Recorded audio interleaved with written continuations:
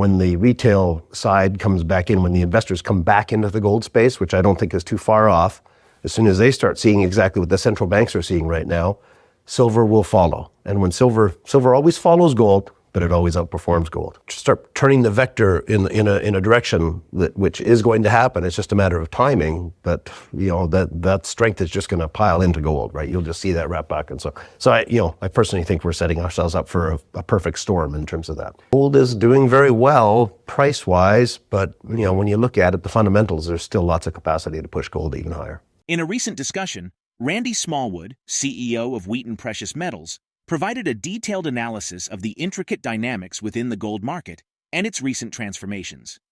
The conversation delves into gold's notable price surges, the influence of Federal Reserve policies, and the broader economic forces shaping the market. Smallwood goes on to predict that silver will likely outperform gold. Following a surprisingly dovish stance on U.S. monetary policy by the Federal Reserve, gold and silver prices experienced a sharp increase in early U.S. trading. This surge occurred after gold and silver futures prices had officially settled before the conclusion of the Federal Open Market Committee meeting. Smallwood expresses contentment with a projected 75 basis points drop in the coming year, foreseeing positive implications for the price of gold. Indeed, gold prices reached a 10-day high on Thursday, attributed to a slip in the U.S. dollar and Treasury yields following the Federal Reserve's indication of concluding its monetary policy tightening cycle. Spot gold rose 0.4% to $2,034.31 per ounce. Anticipating a couple of successive years of favorable gold trends, Smallwood notes that all vectors seem aligned in their favor. The global gold market witnessed mixed performances in different currencies, with the LBMA gold price AM in the US dollar rising by 2%. Meanwhile, the relative weakness of the RMB gold price can be linked to a stronger local currency. Before diving into Randy Smallwood's insightful interview, subscribe to our channel and give this video a big thumbs up. I think it's pretty clear that they've hit their peak. They can't afford to go any higher. And when you sit and look at how levered up, how much debt there is in the world, the cost is just too high. And so we know there's good pressure for them to start moving back down. And I think it's just a question of when it's going to happen next year, how quick, and then, of course, how much. I'd be happy at 75 basis points down next year. I think it bodes well, very well for the price of gold. Well, I think the expectations that we're going to see rate cuts coming is going to bode well. We have already seen that reaction right now in terms of the response from Jerome Powell's comments. Mm-hmm. But here's the real driving force behind gold prices right now is the fact that so many central banks around the world are getting uncomfortable with their U.S. dollar reserves and starting to swap out that U.S. dollar for gold to back up. What they've realized is that the U.S. dollar is a political animal. It's got political risk attached to it. And so any sovereign bank, any central bank out there has now identified the fact that there's an elevated portion of risk associated to any U.S. dollar reserves that they have backing up their own sovereign currencies. And that swap isn't going to change. That swap is going to, in fact, I think it's probably going to get stronger and stronger as people start realizing how challenging the U.S. dollar is in terms of the debt loads that we see and how much fiscal mismanagement there is around the world. And so I think I'm just really excited about the next 4 or 5 years. I think we've got such a strong vector in precious metals. Gold is the strongest of the precious metals right now. And that combined with our growth, most excited I've been in a long time. I think 2023 has been a pretty good year. Yes. I think we're going to have a couple of successive years of gold coming down the pipe. All the vectors are pointing towards this. You see this outside of the United States. There's a real concern about the strength of the U.S. dollar and the fact that it can be used as a political instrument. And that is only going to reinforce this movement back towards gold. We've seen the BRICS nations come out and say, maybe it's time for a gold-backed currency to come into place, right? The initiative that we're pushing at the World Gold Council, which is the digital trade of commodities, but if you can digitalize in the way you trade gold so that it's instant settlement with very low fees or transaction costs associated to it, it all of a sudden looks a lot like a gold-backed currency. Yeah. And I tell you, with 200 trillion in assets under management around the world, looking for places to sort of,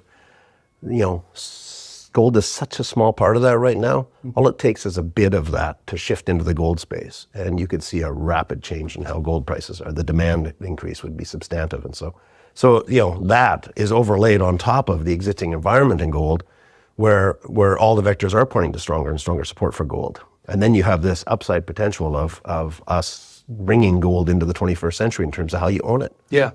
The systems are there, the technology's there, and the infrastructure is there. So it's only a matter of time until it gets that widely accepted, or it gets presented. I actually think that that's one of the beauties of gold, is that its value is recognized everywhere. And so it doesn't have to be aligned with any political organization, because it's transparent. It travels through all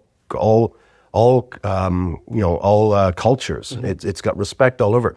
I always like to highlight the fact that, people sometimes wonder about what gold supplies to society. The only people that ever ask that question are people in Western Europe and people in North America. Everywhere else in the world, which is like 80% of the world's population outside of those regions, all understand what gold's purpose is in terms of a solid store of value that withstands challenged environments, right? And so, I see that continued strength all the way through. Randy Smallwood, former chair of the World Gold Council, notes that peak silver production occurred in 2017 and 2018. Since then, there has been a global decline in production, juxtaposed with a noticeable uptick in industrial demand. Supporting this narrative, Keith Neumeyer, president and CEO of First Majestic Silver, highlights a 2% expected global silver mine production decrease to approximately 820 million ounces this year. This decline contrasts sharply with forecasted demand, projected at 1.2 billion ounces. Neumeyer cites production figures for 2021 at around 830 million ounces against consumption of 1 billion ounces. Further accentuating the silver market's imbalance, the World Silver Survey, conducted by the Silver Institute, reveals a notable undersupply of 237.7 million ounces in 2022, deemed by the Institute as possibly the most significant deficit on record.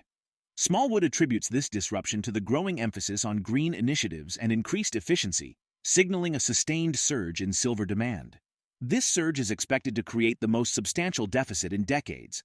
Notably, the demand for silver across various sectors is poised to reach record levels.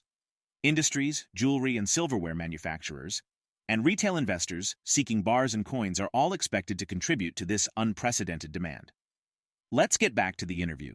Declining production worldwide ever since then, but at the same time, increasing industrial demand, where now 65% of silver is now consumed by high-efficiency electronics, antibacterial applications, solar panels, etc. All the way through, silver conducts electricity better than anything else. And so that the push towards green, the push towards less waste, more efficiency, means more silver will be used. And we're seeing that continued growth. You can't have industrial demand going like this and supply going like this if you ever wake up the retail side, and the retail side will follow. And again, I think a lot of the strength in the gold space right now is coming from central bank purchases. We're not seeing that retail space. All you have to do is look at the ETFs and the equities, and they're not doing very well, even though we've got record gold prices. So it tells me that it's central bank purchases buying raw bullion that are supporting the commodity price, but not, nothing else is getting that ride. When that aspect wakes up, when the retail side comes back in, when the investors come back into the gold space, which I don't think is too far off, as soon as they start seeing exactly what the central banks are seeing right now, silver will follow. And when silver always follows gold, but it always outperforms gold. And so I would say that, in terms of upside, that's what happens with higher beta, is you'll see a higher response on the silver side. Of course, beta goes in both directions, but I do see in the near term here some real upside in silver, and silver should be trading, the gold silver ratio is as high as it's ever been. And I just don't know how sustainable that is long term. So as soon as you start seeing investors come back into the gold space in a big way, which I do think is not too far off, silver won't be too far behind that. You're going to see short-term volatility, but in reality, when you go back and look at it, just burrow your eyes a bit and look back at the last 20 years, we've seen a continual vector up for gold, with obviously some volatility around 2008, 2013, 2019, etc. But boy, it's hard to ignore that continuous trajectory up. And so I'm sure there's probably a few other geopolitical events that are going to surprise us over the next while. Yeah. But, what those are, I'm not going to be able to predict that those. It is getting tougher and tougher to build and operate mines in this world. And we've seen lots of examples of that just even recently in the last couple of months.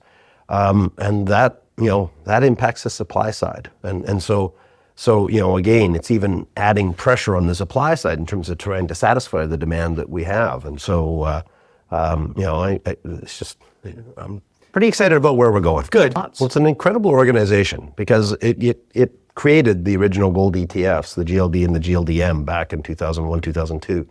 And for that, this is an advocacy group that is incredibly well funded. We still own those two ETFs. And so the fees that we make off those ETFs are what's funding us going forward. And in fact, as the World Gold Council goes, 99% of our funding comes from the ETF. Only about 1% comes from members' dues.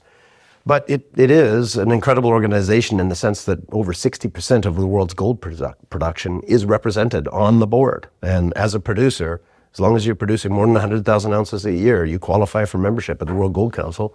And so what you've got is an advocacy group that has capacity. And that's, I think, probably the biggest change is that 4 years ago when I first stepped up as chair, we also had a new CEO there. And we stepped back, the combination of a new CEO and a new chair, we stepped back and said, where do we need to go? Where do we, what's the next step for gold? And this is well underway. And so hopefully, as I said, this is one of the objectives, is to try and bring gold to the forefront of the digital world in terms of being able to readily trade gold instantly.